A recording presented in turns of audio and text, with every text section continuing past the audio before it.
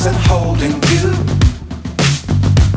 I can't see the end, but we'll see it through.